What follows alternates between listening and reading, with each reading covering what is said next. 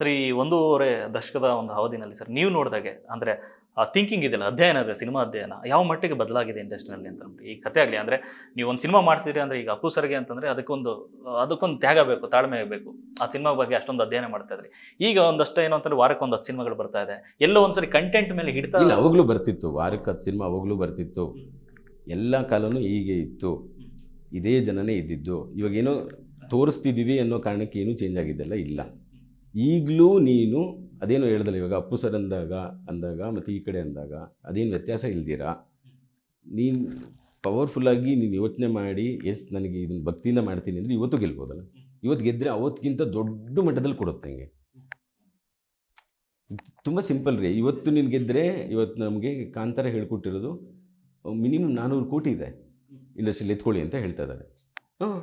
ನೀವು ಅದನ್ನು ಬಿಟ್ಬಿಟ್ಟು ಇಲ್ಲ ನಾವು ಏನೋ ಮಾಡ್ತೀವಿ ಇಲ್ಲ, ನೀನು ಮಾಡುಗರು 3 ಕೋಟಿಲೇ ಸಿನಿಮಾ ಮಾಡಿ ಗೆಲ್ಲು, 5 ಕೋಟಿಲಿ ಸಿನಿಮಾ ಮಾಡಿ ಗೆಲ್ಲು, 25 ಕೋಟಿ ಹಾಕು, ಇಲ್ಲ 50 ಕೋಟಿ ಹಾಕು, 100 ಕೋಟಿ ಹಾಕು, ಸ್ಕೇಲ್ ನಿಂದು. ಕಂಟೆಂಟ್ ನೋಡೋಕ್ಕಿದ್ದಾರೆ, ಎಲ್ಲ ರೀತಿ ಕಂಟೆಂಟ್ ನೋಡೋಕ್ಕೂ ಜನ ಇದ್ದಾರೆ. ನೀನು ಆಯ್ಕೆ ಮಾಡ್ಕೊ, ನೀನು ತಲೆ ಉಪಯೋಗಿಸು. ಪ್ರೊಡಕ್ಷನ್ ಮಾಡೋನು ನೀನು ತಾನೆ. ದೆವ್ವ ಸಿನಿಮಾ ಮಾಡ್ತೀಯೋ, ಲವ್ ಸಿನಿಮಾ ಮಾಡ್ತೀಯೋ, ಕ್ರೈಮ್ ತೊಗೊತೀಯೋ, ಏನಾದರೂ ನೀನು ಆಯ್ಕೆ ಮಾಡ್ಕೊ ಅಲ್ವಾ? ಅದೇ ತಾನೇ ಟೀಮ್ ಅಂತ ಆಗೋದು. ನೀನು ತಿರ್ಗಾ ತಂದ್ಬಿಟ್ಟು ಪ್ಯಾನ್ ಇಂಡಿಯಾ ಮಾಡಿ, ಇವನು ಯಾರೋ ಒಬ್ಬ ಊರಲ್ಲಿ ಮಾಡಿರೋ ಸಿನಿಮಾನ ಪ್ಯಾನ್ ಇಂಡಿಯಾ ಮಾಡ್ತೀನಿ ಅನ್ನೋದು ಅದು ಬೋಗಸ್ ಆಗಿಬಿಡುತ್ತೆ. ಹಂಗಲ್ಲ, ಯಾವುದೂ ಡ್ಯಾಮೇಜ್ ಮಾಡ್ತಿಲ್ಲ. ಕಂಟಿನ್ಯೂಸ್ ವರ್ಕ್ ನಡೀತಿರೋದು ತುಂಬ ಒಳ್ಳೆ. ಅಂದರೆ ಟಿ ವಿ ಅದು ಇದು ನಡೀತಿಲ್ಲ ಅನ್ನೋ ಕಾಲದಲ್ಲೂ ಸಿನಿಮಾ ನಡೀತಿದೆ. ಬಟ್ ಅದೇ ಸಿನಿಮಾ ಮಾರ್ಕೆಟಿಂಗ್ ಅಂದರೆ ಸಿನಿಮಾನ ಅಂದರೆ ಸೋಲು ಗೆಲುವು ಅಂತ 2 ವಿಚಾರದಲ್ಲಿ ನಿರ್ಧರಿಸ್ಬಿಡ್ತಾರೆ. ಸೊ ಕನ್ನಡ ಸಿನಿಮಾಗಳು ಇಷ್ಟು ಬರ್ತಾ ಇದೆ, ಬಟ್ ಮಾರ್ಕೆಟಿಂಗ್ ವಿಚಾರದಲ್ಲಿ ಸ್ವಲ್ಪ ಎಲ್ಲೋ ಒಂದು ಕಡೆ ಸೋಲ್ತಾ ಇದೆ. ಅಂದರೆ ರಿಪೀಟೆಡ್ ಪ್ರೊಡ್ಯೂಸರ್ಸ್ಗಳು ಬರ್ತಾ ಇಲ್ಲ ಒಂದಷ್ಟು ಕಡೆಗೆ. ಎಲ್ಲೂ ಬರೋಕ್ಕೆ ಸಾಧ್ಯ ಇಲ್ಲ ಹಂಗೆ. ಅಂದರೆ ನೀನು ಯಾವುದೇ ಹೊಸ ಬಿಸ್ನೆಸ್ಸಿಗೆ ಬರೋರು ತುಂಬ ಇರ್ತಾರೆ.